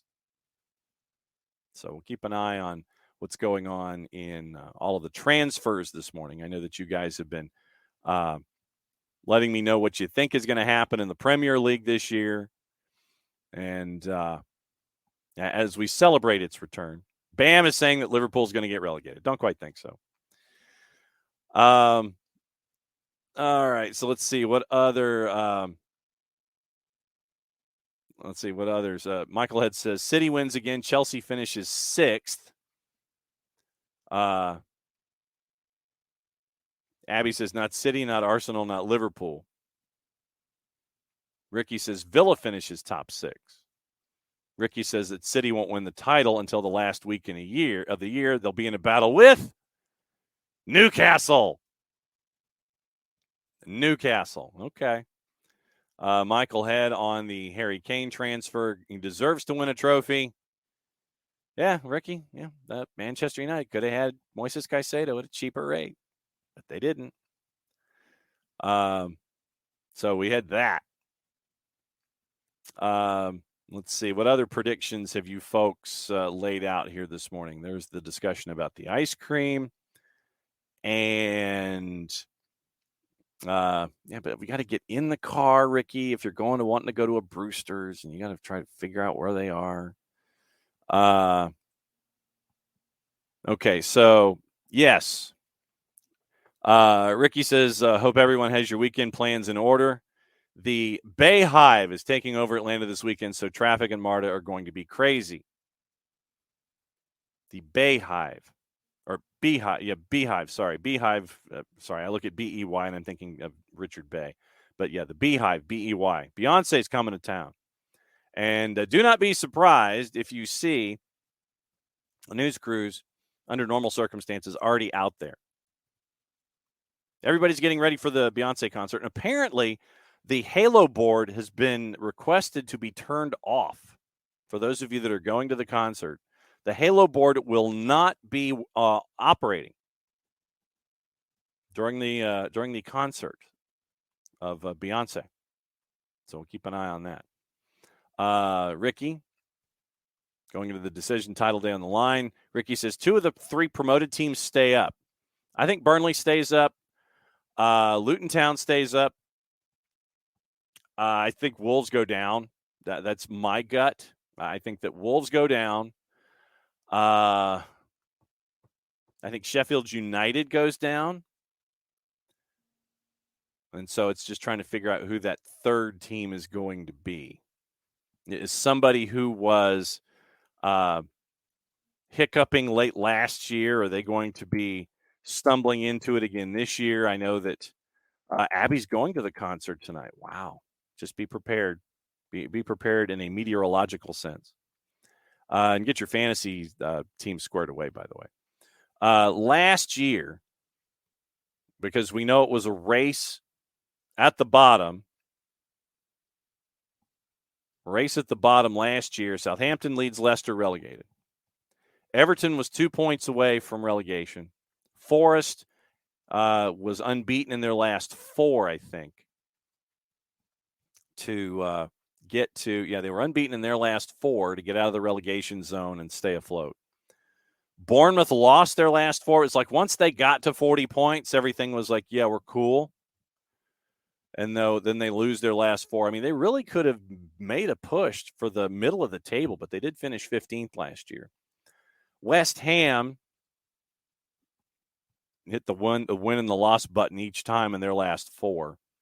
Wolves, like I said, Wolves has done nothing. They're at 41 points. They're one of my contenders. I just don't know if Luton Town is going to have enough offense. So I guess off the top of my head, relegated would be Wolves and Luton and Sheffield. I think Burnley stays up because of what Vincent Kompany knows about the Premier League. Surprise. See, I don't know if we're into surprise because maybe Burnley would be a surprise. Because like I said, with what Vincent Kompany knows about the Premier League and how to survive. Welcome to Friday, Rich. Good to see you. I don't know how many of you guys saw this, but you have the stuff going on with the stadium at on the flats. And Hyundai is going to be a sponsor. So it's going to be Bobby Dodd Stadium at Hyundai Field. $55 million over 20 years. And it's going to be some multi-platform, 3-dimensional kind of a thing. But, I mean, you know, what's 20 into 55? 2 and 15 into 20, 2.6? $2.6 million a year just to put your name on the bottom of to put your name on a field. If I win Mega Millions, trust me, SDH's name is going to be on a field and won't cost $2.6 million a year, or it might. But Hyundai, Bobby Dodd Stadium at Hyundai Field. Bobby Dodd Stadium at Hyundai Field. That's what you're staring at right now. And, that's good on you, maybe. The fact that you got a sponsor. Difficult to figure out what you might be staring at. But, I was trying to sit there and come up with a cute little pun when it comes to Hyundai and what it could be, but the old Hyundai cars no longer exist to make a good pun. They've got all good names and they're like geography and things like that. Unless you want to talk about the Venue, which is an SUV. I didn't know that they had a name of a venue, by the way. But yeah, bunch of city names: Palisades, Ioniq, Nexo, Elantra, Sonata. Yeah, there aren't any good puns that you could make. Short of the cars that no longer exist at Hyundai, you could sit there and say, is Hyundai going to be making the right accent with what you're seeing there on the field? Just a thought. But joining us to wrap up the week, Jarrett Smith, and we were discussing Hyundai paying 55 over 20 to be a Bobby Dodd Stadium at Hyundai Field. $2.6 million a year just to have your name to sit there and talk about things at Georgia Tech, Hey, man, money's money, right? Yeah, you would hope. Since you are here, I will go ahead and Rich Ransom doing a public service saying that the Green New York City 2023 third kit has leaked, and it has been inspired by the parks of New York City. I'm kind of out to lunch on it. I don't know what to think about it at the moment. I haven't seen it. I'll pass judgment when I get a chance to. It looks like somebody just put moss on a football jersey, and it's like, here, you've got moss on a jersey. That's what it looks like, frankly. But you had a question yesterday in our production thread, and Yes. it was about a particular player. And once again, keep your sources all figured out and make sure that you're looking at tier ones. But the discussion about a particular player at PSG who, quoting our friend Keith Olbermann, probably could be the PSG at this point with everybody that they're trying to boot out. Neymar, NYCFC, Orlando, what have you. Yeah, and I guess we can put this to the floor. What weird player, what would be the weirdest player that you'd like to see paired up in Major League Soccer these days? Because I know that Balotelli had been mentioned in our production thread, and Neymar going to Orlando City, I know, had been mentioned just as a location if the free agency thing could get squared away. But what other weirdos would you like to see that have an owner take a flyer on here in Major League Soccer? See, I think the first answer that came to mind. I'm checking the chat because people are okay. I'm making sure no one answered this. No, I've not presented the question this morning. Okay, I think the first answer is the best one, which is Mario Icardi. Mm-hmm. We just need to figure out where. And Ricky is suggesting Red Bulls. My first idea is put our insane son in Nashville. Because I want you to take a moment and think about Mario Icardi and Wanda on Broadway. Oh, well, I mean, Wanda would embrace wearing the cowboy boots, the short shorts, and the cowboy hat. Mm-hmm. And it was I just have this vision of her on Broadway wearing the big old cowboy hat, wearing the torn up jeans as the short shorts and the cowboy boots. She would embrace it. She absolutely would embrace it. She would fit in on Broadway like nobody's business. Ricky wants him at Red Bull Arena, and I don't hate it. Wanda in New Jersey. Wanda in New Jersey. Somebody's getting stabbed, and spoiler alert, it's not her. No, it's not. So yeah. I mean, it was. I mean, that's a lot of blood. Yeah, we're talking about a lot of blood. So Ricky comes clean. He says, "I want the drama of being so close to New York, but in Harrison." So it's like close, but not close enough is what Ricky is saying. It's like you're right there, but you're not. One of those kind of things. Yeah, and try to get an Uber out of Harrison, New Jersey, by the way, after a home game. Try it. Took me an hour and 15 minutes. Yeah, that was when Atlanta went up there and they had to do a unified game. Because Jason and Mike just, I think, left with the team. That is correct. Hotel. Yes, that is correct. So what happened was we all got the running commentary from John as he went on like the Iliad and the Odyssey level. Like Frodo took a more efficient route getting to Mordor than John's Uber driver did. Once he got one, I think it took him like 4 or 5. Yeah, it was 4 or 5 before one picked him up. Yeah. And then his Uber driver attempted to kill everyone in the car in whatever order he saw fit. That is correct. See, I've never even been to the state of New York. Hell, I've never been to the Northeast. The furthest northeast I've gone is D.C., and that was... I was going to say, I thought it was West Virginia. Yeah, I guess West Virginia counts. I mean, it's West Virginia is the tip of Appalachia. Yes. So I don't consider it the Northeast. No. But yeah, Beckley, West Virginia it's where everything goes to die. Mm-hmm. It's very pretty out there. Life is not, nature is. Yes. But I've never actually been to the Northeast. I've gone like up to Michigan and all through that jazz, but never actually done the Northeastern thing. And let's put Wanda up there. I'm just trying to think, what's the most inconvenient place to put Wanda? Houston. Oh, man. Makeup starts melting off. You start looking. You get out there with that much makeup in Houston, you start looking like one of the practical effects from The Thing. Or do you put her in Minnesota and have her hang out with Portland. Wanda and Morrow in Portland. Well, all those weird folks. Oh, Jesus. Looking at Diego Valeri. How did you do it, man? How'd you survive out here? Yeah. I just survived. It was cool.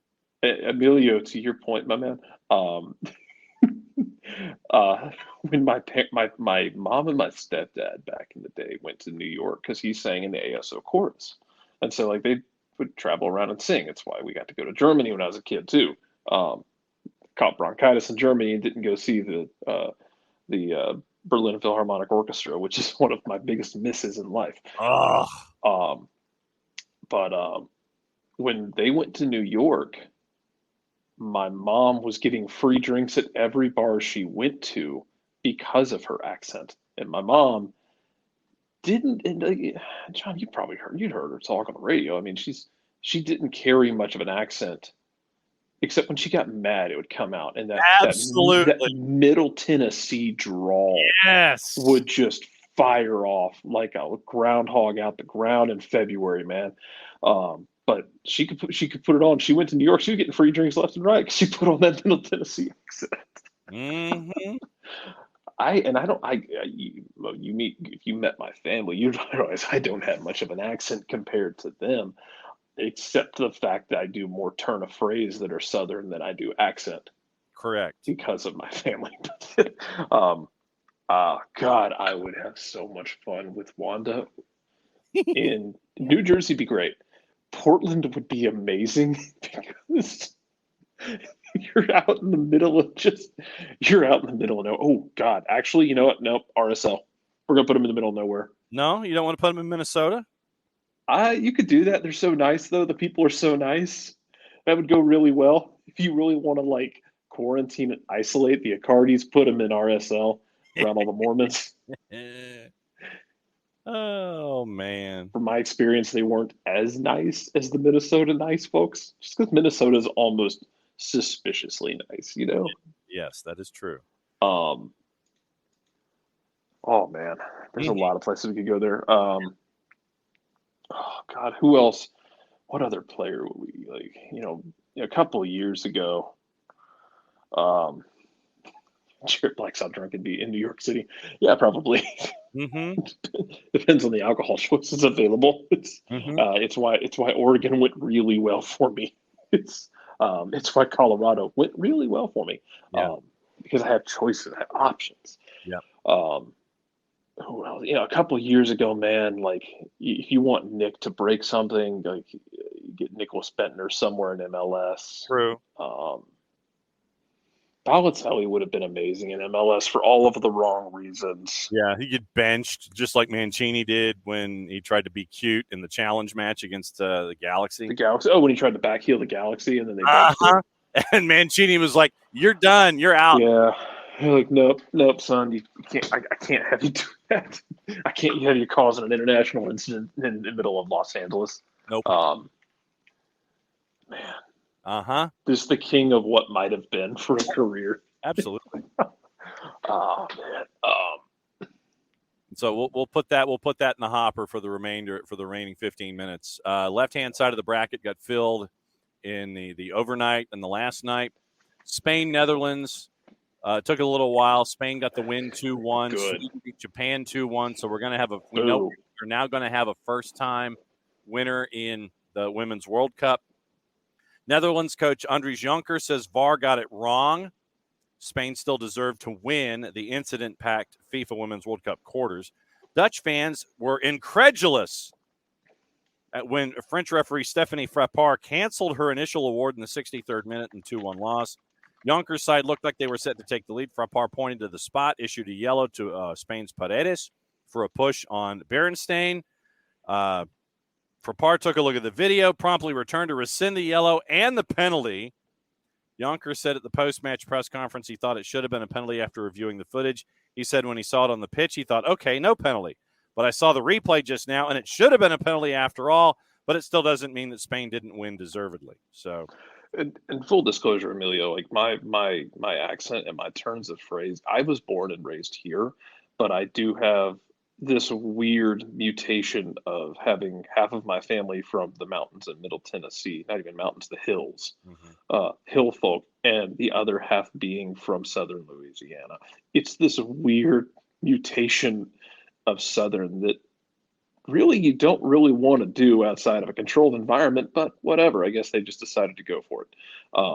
And also, I'm glad Spain won. That was fun. I'm sad about Japan. I really like Japan. I could really. Sorry, Bam. I know you're probably asleep. Yes. I hope Australia beats France. It'd be fun. Look, can we be honest that we're all just waiting to see England and Colombia both get into a fight in a phone booth at 6:30 tomorrow morning? Oh man! I mean, I will not be watching it at 6:30 tomorrow morning. But well, I got a football game to do tonight. England is a minus 196 in the juice boxes. Your 90-minute draw is a plus 278. That's probably where I will go. And Colombia to win outright is a plus 662. Australia is an underdog to France at a plus 261. Draws a plus 220, and France is a plus 114.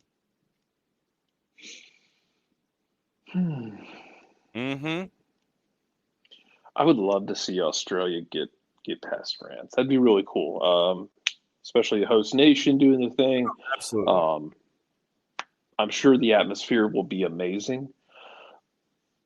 If you did, that being said, if you lined up, if you did line up France, England, that would be fun again, just because they keep running into each other on the men and women's side. Yeah.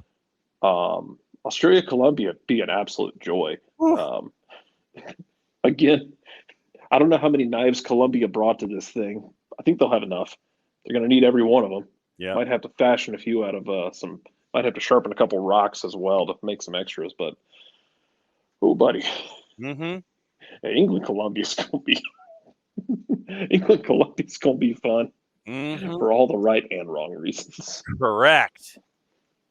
Looking forward to seeing maybe the highlights or maybe the tail end of Columbia at 8:20 tomorrow morning or something like that.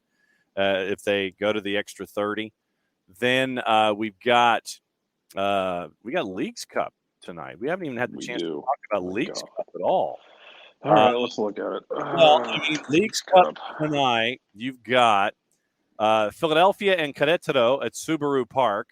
Querétaro is really if you want your wild card plucky. I don't really want to call them underdogs after all the crap that went down to their stadium in the past. Right. Because that still is a really awful subject to deal with. Mm-hmm. But they are a club that, players on the field didn't necessarily responsible for that. You know what I mean? Yeah. Man, Querétaro and Philadelphia could spill a lot of blood. Yeah, Philly's a -213. Your 90-minute draw is a +360. Jim Curtin's going to project the absolute hell out of this matchup too, man. He's going to project the absolute hell out of his opinions on how people act. Yeah, Querétaro is just under a +500. 8:30, Inter Messi hosting Charlotte. They are a -217. +379 for your 90-minute draw. Charlotte to win is just under a +500. Also at 8:30, Nashville and Minnesota United. Nashville's a -152. Draws a +296. Minnesota United's a +376 in the composite, courtesy of our friends at Odds Portal. Late night Rose Bowl. LAFC, Monterrey. LAFC is a +137. Your draw is a +248. Monterrey is a +181. LAFC has been lighting it up. They have, 7 and 5. I think they have a +10 goal difference in their last two games, 7-1 and 5-1.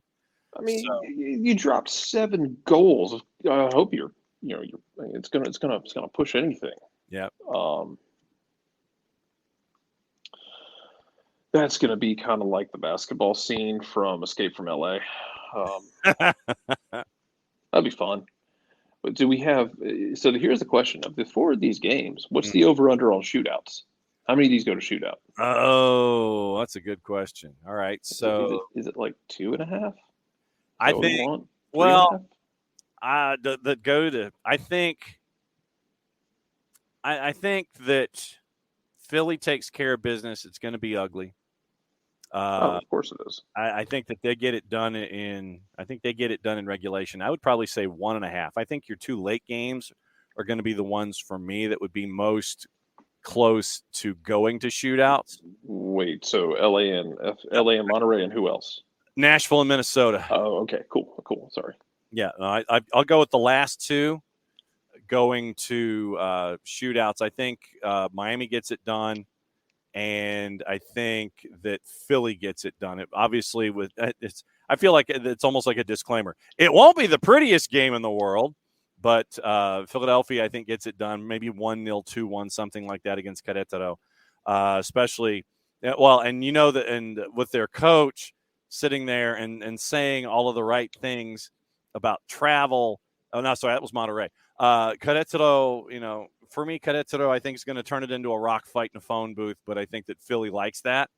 And I think that Philly uglifies this one, and I think that Philly gets it done in regulation. I think Messi gets it done in regulation.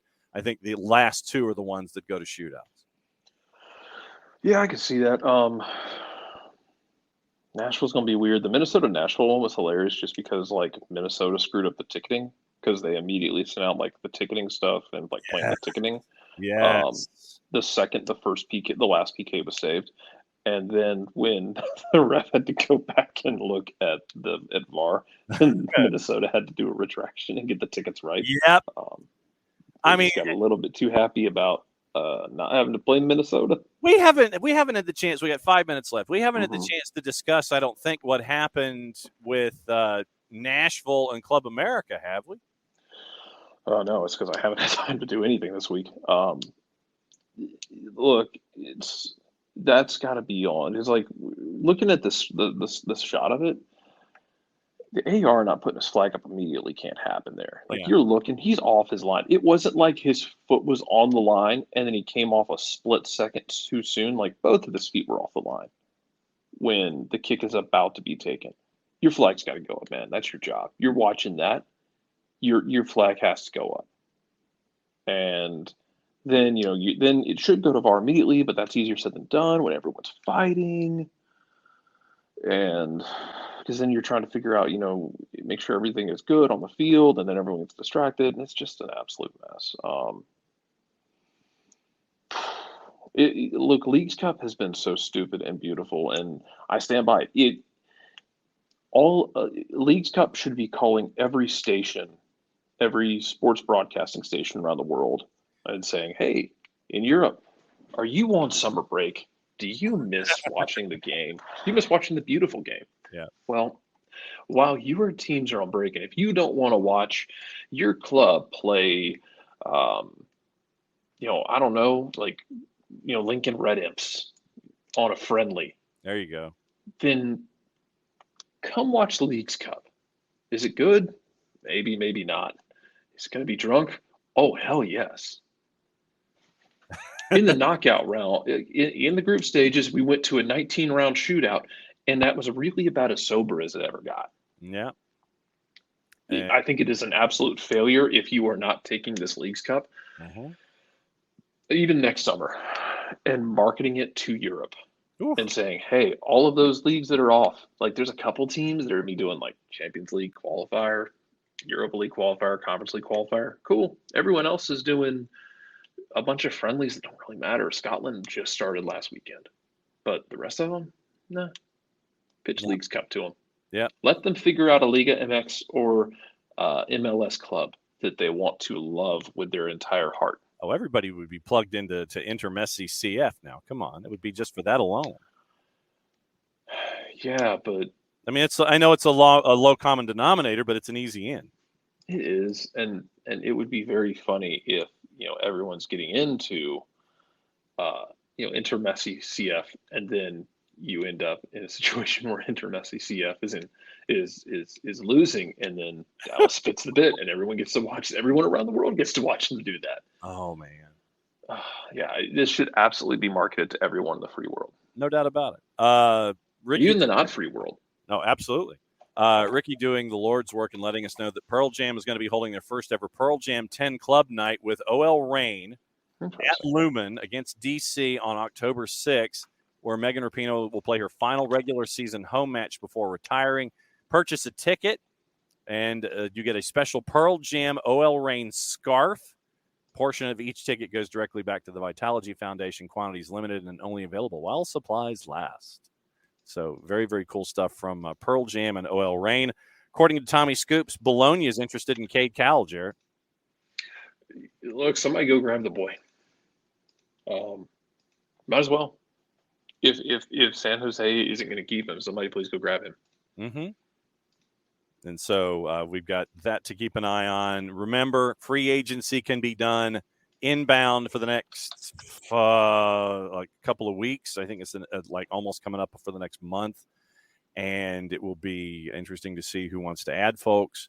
And if Orlando wants to add Neymar, just so they can go up against the purple team can go up against Intermessi CF. And so we'll see what would happen with that. What are your plans for the weekend, sir? Let's see. We got high school football kicking off, so started to get feet wet with that. Still kind of getting ready for college soccer season as well, especially now that we got our fingers really down deep into the NPSL. So now we're going to be giving them players around the Southeast and especially around Georgia who played in NPSL. Falcons play tonight, guys. For those of you that like suffering, come on over. Started early. We're going to do this together. Get your suffering going on. Yeah. Remember, 3:00. It is the Vincent Company Bowl, Burnley, Manchester City. That's on USA. Other things to watch. Remember the entire weekend of the beginning of the Premier League. It's like Nave and Johnson. The new phone books are here. The new phone books are here. That's where we are. It's the kind of random publicity that could make somebody. Yep. Gold TV. Johnson. Exactly. Gold TV has the Portuguese premiere at 3:15. Go to Fanati's, fntz.co/soccer down here, and you can help out the show, help out the network, and get addicted to Fanati's just like me.